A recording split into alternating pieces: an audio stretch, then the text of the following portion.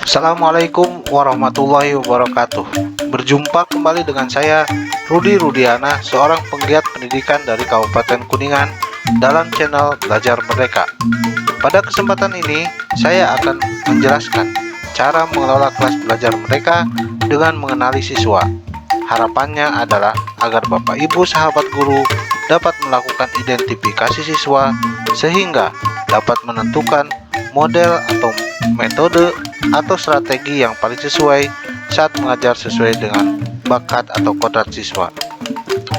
Selama ini, cara pandang kita terhadap siswa masih menganggap sama sesuai dengan persepsi kita, sehingga saat mengajar kita langsung pada pokok materi dengan kurang memperhatikan bakat atau kodrat anak-anak. Bahkan saat melakukan penilaian atau asesmen, terkadang kita cukup membayangkan wajah siswa, kemudian menuliskan nilai sesuai dengan cara pandang kita. Padahal, setiap anak berbeda, sehingga cara dan gaya belajarnya juga berbeda.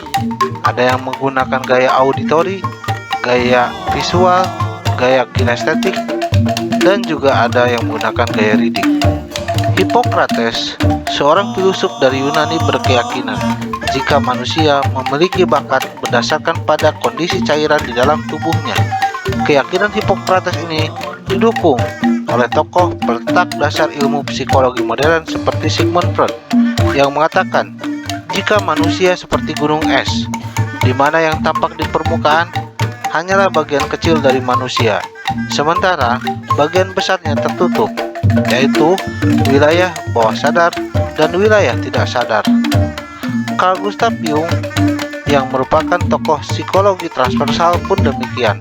Jung menyebutkan jika manusia sangat dipengaruhi oleh wilayah ketidaksadaran, di mana menurut Jung struktur kepribadian manusia terdiri atas ego yang beroperasi pada wilayah kesadaran, kompleks yang beroperasi pada wilayah ketidaksadaran pribadi, dan asertif yang beroperasi pada wilayah ketidaksadaran kolektif. Kesadaran yang merupakan bagaimana cara kita memandang, mengamati, dan bereaksi terhadap dunia ditentukan oleh sikap ekstroversi, keterbukaan, dan sikap introversi atau ketertutupan. Jika kita bandingkan dengan apa yang Allah firmankan dalam surat Al-Isra ayat 84, yang artinya, katakanlah hai Muhammad, setiap orang sesuai dengan pembawaannya masing-masing, maka Tuhanmu lah yang lebih tahu siapa yang benar jalannya.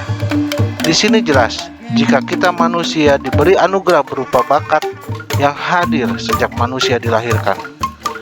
Manusia dianugerahi otak yang tersusun dari miliaran sel otak.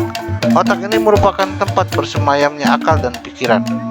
Menurut para ahli neurologi, otak manusia terdiri atas lobus frontalis, yaitu penerima stimulus, baik itu ilmu, pengalaman, hasil yang diterima oleh panca indera dari luar.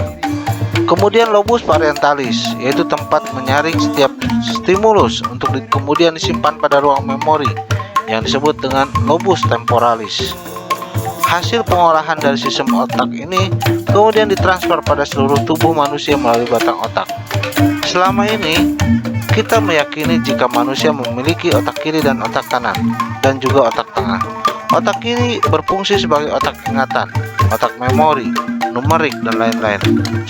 Sedangkan otak kanan sebagai otak sosial, otak bahasa, kesenangan, dan lain-lain. Dan otak tengah merupakan otak keseimbangan. Menurut Ki Hajar Dewantara, anak-anak tumbuh dan berkembang karena kodratnya. Kodrat ini sebenarnya adalah tuntunan dari Yang Maha Kuasa agar anak-anak ini mampu mencapai derajat kecerdasan dan kedewasaan, sehingga mampu menjalani takdir kehidupannya.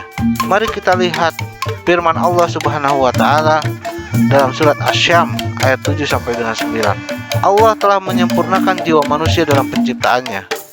Allah mengilhamkan jiwa itu, menuntun jiwa itu, dan diberikan pilihan mau mengikuti jalan kefasikan ataukah jalan ketakwaan. Manusia yang beruntung adalah manusia yang bijaksana. Mari kita kembali pada apa yang disampaikan oleh Jung. Jika kesadaran manusia yang merupakan cara belajar manusia atau bakat manusia terbagi atas 3, yaitu introvert, ambivert, dan extrovert.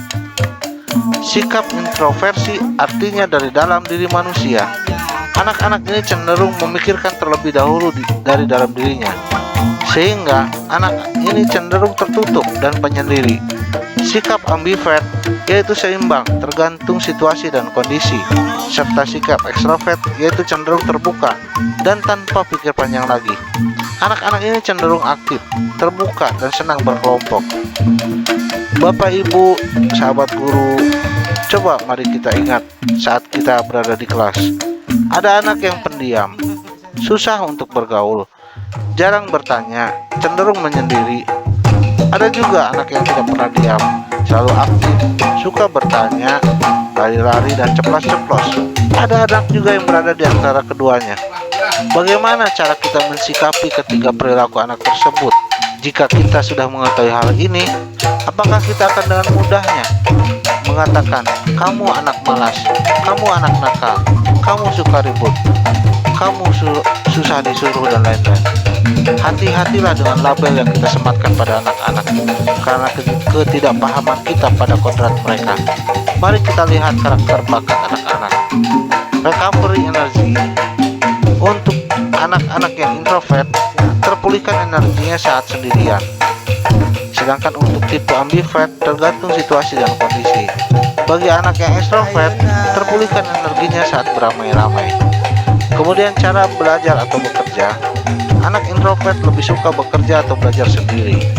Sedangkan ambivert bisa belajar sendiri atau bisa juga berkelompok. Untuk yang ekstrovert, anak ini lebih suka bekerja atau belajar dalam tim atau kelompok. Kemudian cara berpikirnya, anak yang introvert biasanya banyak berpikir sebelum berbicara. Sedangkan anak yang ambivert tidak terlalu banyak berpikir dan tidak terlalu banyak berbicara. Bagi anak yang ekstrovert biasanya akan langsung mengatakan apapun yang ada di pikirannya, sehingga akibatnya karakter sifat anak introvert itu cenderung pendiam. Sedangkan ambivert tergantung dari moodnya dia, dan anak yang ekstrovert cenderung terbuka. Bapak, Ibu, sahabat guru, lalu bagaimana cara kita mengenali mereka? Bakat bersumber dari otak manusia dan akan menggerakkan seluruh tubuh manusia. Oleh karenanya, karakter bakat ini akan tercermin pada wajah manusia, terutama dengan melihat arah garis mata dan arah garis mulut. Arah garis mata ke atas menunjukkan karakter extrovert dan arah garis mata ke bawah menunjukkan karakter introvert. Arah garis mulut berhubungan dengan kestabilan emosi manusia, di mana untuk extrovert, arah garis mulut ke bawah emosinya stabil dan dinamakan dengan tipe koleris. Sementara untuk yang ekstrovert, arah garis mulutnya ke atas, sedangkan emosinya kurang stabil, sehingga anak ini dinamakan dengan tipe sanguinis. Di mana untuk yang introvert, arah garis mulutnya ke bawah, emosinya kurang stabil, ini dinamakan dengan tipe melankolis. Sedangkan untuk yang introvert, arah garis mulut ke atas, emosinya stabil, maka dinamakan dengan tipe flegmatis. Bapak, Ibu, sahabat guru semuanya, kita lihat bagaimana memahami kepribadian anak-anak tipe koleris, sanguinis, melankolis, dan flegmatis. Ini saya ambil dari buku Personality Plus karya Florence Ditour. Kepribadian koleris berkemauan keras, independen, memiliki visi praktis, produktif, tegas, dan pemimpin. Namun kepribadian ini dingin, cepat puas, ceroboh, dominan, sulit mengampuni, sarkastik, pemarah, kejam. Sementara untuk kepribadian sanguinis, ini hangat, bersahabat, berbelas kasihan, responsif, antusias, ramah, dan banyak bicara. Namun memiliki kekurangan yaitu tidak disiplin, emosinya labil, tidak produktif, egosentris, membesar-besarkan masalah. Lalu bagaimana dengan yang tipe kepribadian melankolis? Orang yang melankolis pribadinya perfeksionis, berbakat, analitis, tekun, disiplin, dan rela berkorban. Hanya saja memiliki kekurangan yaitu pemurung, pembalas, berpikir negatif, kurang bermasyarakat, dan perasa serta teoritik. Lalu bagaimana dengan tipe pragmatis? Orang yang pragmatis ini tenang, kalem, objektif, diplomatis, efisien, teratur, cuek, tidak peduli, praktis, dan humoris. Kekurangannya adalah pikir, egois, tidak punya motivasi, tidak tegas, cari aman sendiri, penakut, dan cepat khawatir. Inilah Bapak Ibu, sahabat guru semuanya, 4 tipe kepribadian manusia. Kita bisa coba untuk merenung-renung bagaimana atau termasuk yang mana kita. Setelah kita memahami keempat tipe kepribadian ini, maka diharapkan kita akan lebih mudah mengenali karakter kepribadian anak-anak saat di kelas. Bahkan sahabat guru belajar mereka ini berlaku juga untuk anak-anak dan pasangan kita di rumah. Sehingga dengan mengenali sisi positif dan sisi negatif, kita bisa menyiapkan diri. Kita bisa menghargai anugerah kodrat mereka. Bapak Ibu sahabat guru, selain dengan cara melihat garis mata dan garis mulut, ada cara yang lebih sederhana, yaitu dengan cara melihat kecenderungan cara bekerjanya otak manusia. Caranya adalah pertama dengan melihat cara merapatkan jemari, dilanjutkan kemudian dengan melihat tangan yang dirapatkan. Jika saat jemari tangan yang dirapatkan adalah dan ibu jari, jika saat jemari tangan dirapatkan dan ibu jari kanan di atas, maka ini termasuk pada kecenderungan otak kiri. Jika melihat jemari tangan dirapatkan dan ibu jari kiri di atas, maka ini kecenderungan banyak menggunakan otak kanan. Ini adalah identifikasi yang pertama. Kemudian untuk identifikasi kedua, yaitu dengan melihat tangan yang dirapatkan. Jika saat tangan dirapatkan dan tangan kanan di atas, maka cenderung otak kiri. Jika saat tangan dirapatkan dan tangan kiri di atas, maka cenderung otak kanan. Hasil yang pertama dan kedua ini kita satukan. Maka jika kiri ke kanan,